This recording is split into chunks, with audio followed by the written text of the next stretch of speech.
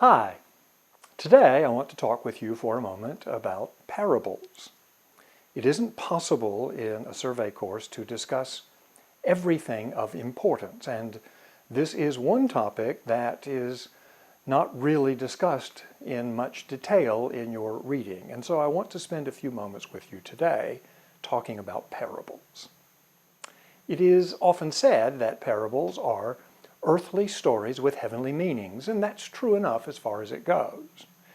But it doesn't go quite far enough. Parables are analogies, a way of talking about one thing in terms of something else. We usually do that because the thing we really want to talk about is too complex or difficult to discuss directly. So we resort to analogies to try to help the listener get a grasp on our real subject. And therein lies the dilemma. In the case of the parables, the thing about which the analogy is being made is always, always, always the kingdom of God. That's what all the parables are about. But what in this world can you point to and say, that's the kingdom of God? The kingdom is so eschatological, so countercultural, that any attempt to point to anything in this world and thereby say the kingdom is like this would be fraught with misunderstanding and unintended associations. And so what Jesus does is to tell a story, sometimes called parable, the purpose of which is to invite the listener into a world that only looks familiar, safe, natural, and normal. Then, when you're inside and your defenses are down and you're starting to feel at home, he turns the whole thing upside down and inside out on you. Everything you thought you knew, you now know you don't know. And so it becomes a teachable moment, a discovery moment. Hence, a parable is indeed an earthly story with a heavenly meaning, but it's not simply that. It's a story with a hook in it. Something not right, something out of place, something so shocking, so unsettling, so disturbing that it causes you to rethink everything you thought you knew about God and His kingdom. So radically different from this world, so competitive with it, so counter to it, so at cross purposes with it, pun intended, is the kingdom of God that Jesus must resort to these special kinds of analogies called parables to describe it. Perhaps an illustration will help. Imagine, for the sake of argument, that the room in which you are currently watching this video is the only room in the whole world, and the people with whom you occupy that room the only people in the world. There are no windows or doors in your room, hence you have no concept of anything outside your little world. Indeed, the word outside doesn't even exist in your language. Now, you would be forgiven in such a situation for believing that your room and the people with whom you occupy it were the entire universe. However, unbeknownst to you, there is another floor above your room where other people are living other lives, doing other things.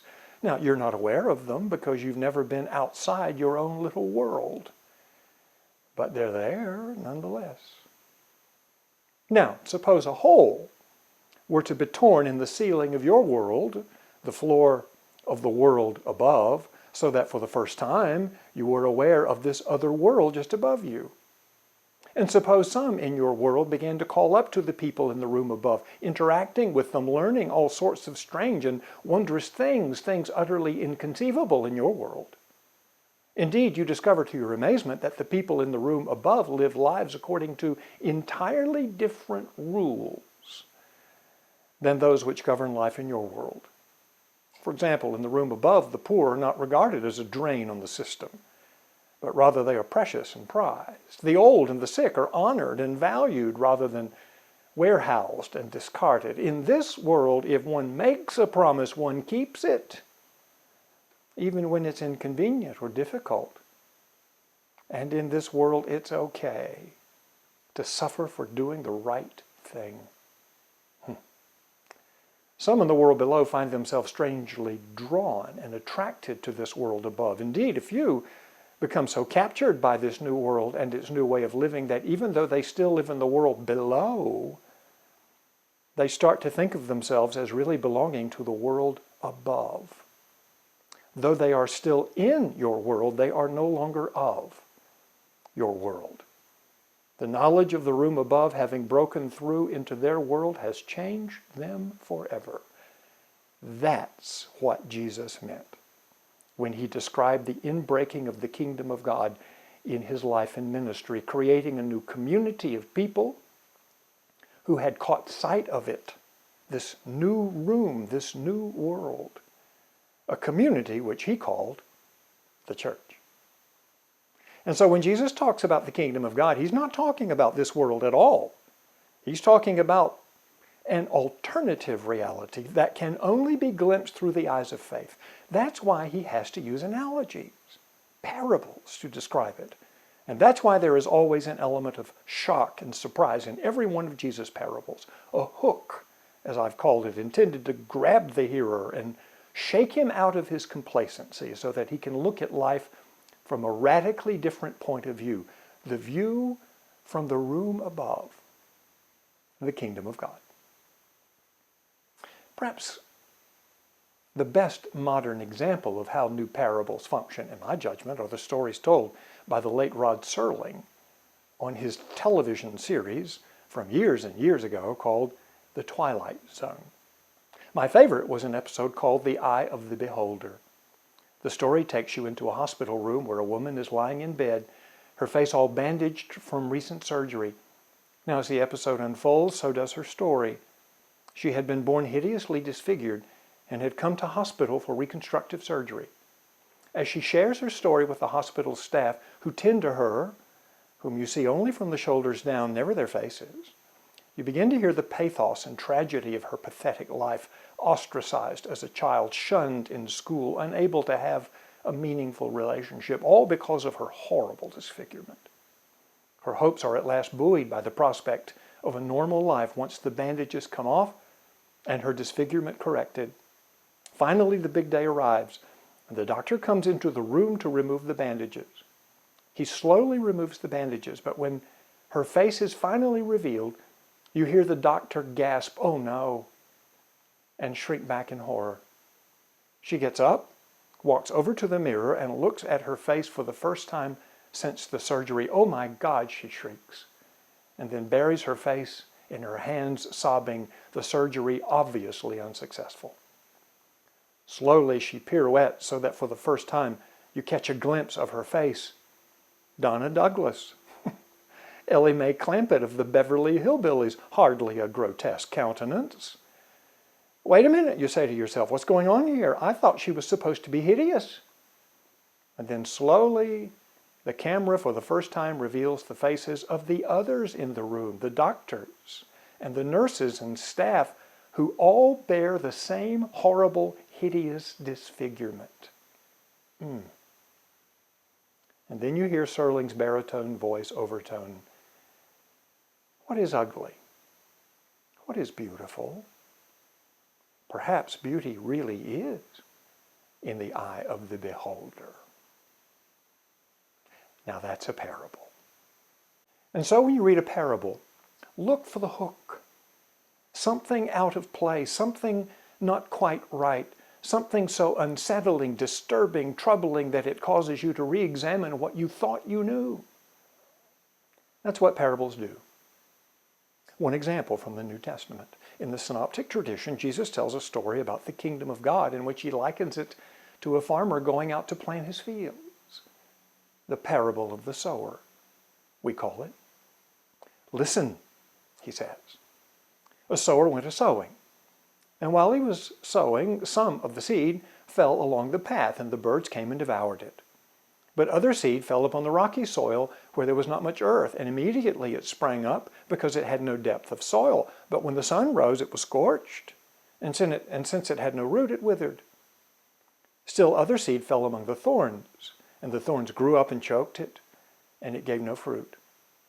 But still other seed fell on the good ground, and it gave fruit, growing and increasing, producing 30-fold, 60-fold, and 100-fold. My translation of the Greek. Now that's a parable. And remember, the subject of the parable is always the kingdom of God. Jesus told this parable in the context of his ministry of preaching about the kingdom of God, a ministry that had started out like gangbusters. but had lately fallen on hard times. The crowds at first were enormous when following Jesus meant that their needs were being met, needs for food and healing and restoration of various kinds. But when Jesus started talking about the demand of the kingdom of God, that the kingdom of God, oh yes, is a priceless pearl, but a pearl that will cost you everything you have. When he started talking like that, the feckless folk withered in the noonday sun. And the disciples, hoping for a bumper crop of converts, started to get discouraged, the validity of the message being solely determined by the response it receives, they believed. And so Jesus told them this story to encourage them. But it doesn't take much of a Bible scholar to pick up that this story was not very encouraging, was it? I mean, listen to the story. 3 out of the 4 seeds the farmer had hopefully planted failed to produce a thing, not even a thing, not one little seedling. Do the math. That's a 75% failure rate. And that's supposed to encourage them?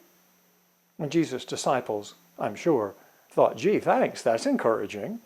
So the point of your little story is most of what you do for the kingdom of God will fail? Got any more stories, Jesus? But Jesus said, you didn't listen? I told you to listen. Yes, 3 out of the 4 seeds you planted with such hope failed to produce a thing, but 1 did. And that one produced a harvest so bounteous that it made the whole planting process worthwhile. Because you see, this is God's seed. And it's really good seed. So stop your whining. Just sow. Sow. For heaven's sakes, sow. And then leave the rest to God. It's called a parable. He who has ears to hear, let him hear. Till next time, take care. God bless.